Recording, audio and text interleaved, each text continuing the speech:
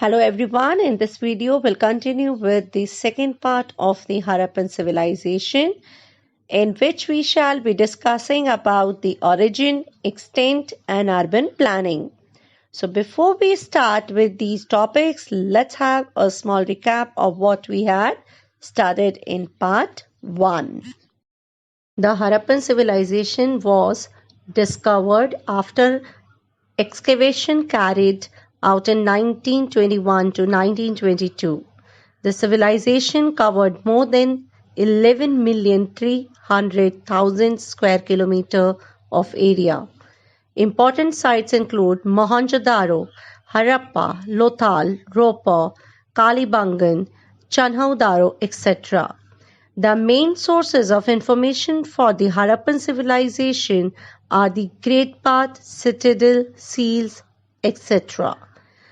The characteristic features of the Harappan civilization include town planning, drainage, houses, public bath, granaries, etc. There are several theories about the origin of the Harappan civilization.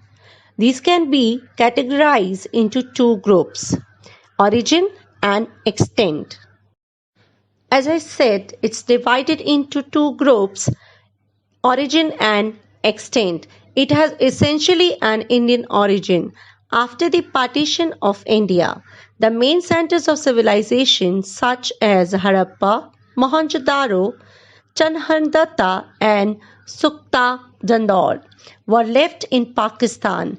On the other hand, it extended from Sukta Jandor in the west of Alamgirpur in the east and from Manda in the north to Bhavatpur in the Narmada estuary in the south.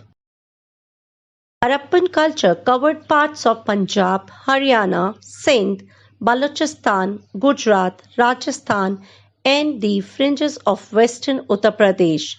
Consequent to the partition of India, the main centers of civilization, that is Harappa, Mohenjo-daro, Chanhaudaro and Suktadanjor, are now in Pakistan.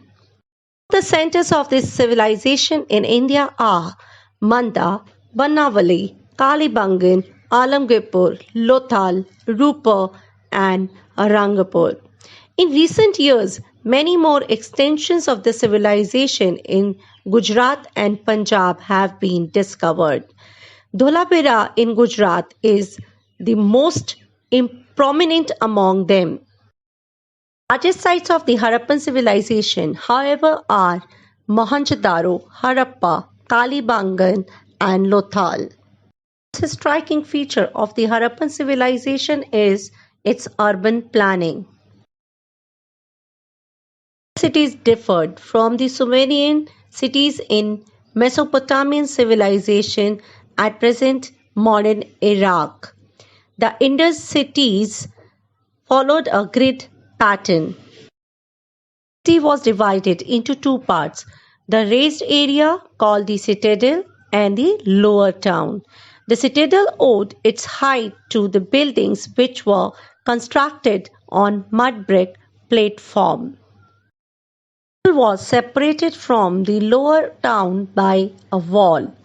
The important buildings like the Great Bath, the granary, the assembly hall and the workshops were located on the citadel. The town had the residential buildings where the people lived and worked. Main streets followed a grid pattern running from north to south or from east to west. The streets crossed the main road at right angles, divided the city into square or rectangular blocks. Residential buildings were built according to a set plan on a high mound in order to protect them from floods. Their foundations were deep. There were variations in the size of houses, from single-room tenements to bigger houses with courtyards, up to 12 rooms, private wells and toilets. Each house had covered drains connected with street drains. The kitchen was placed in a sheltered corner of the courtyard and the ground floor contained storerooms and well chambers. The houses were made of bricks and wood. Each house had doors, windows, and ventilators. Doors and windows opened on the side of streets and not on the main roads. Will be coming with third and the final part of the chapter Harappan civilization, in which we'll discuss about trade, art and craft and its decline. Thank you so much. Please like, share and subscribe my channel Seema Gautam.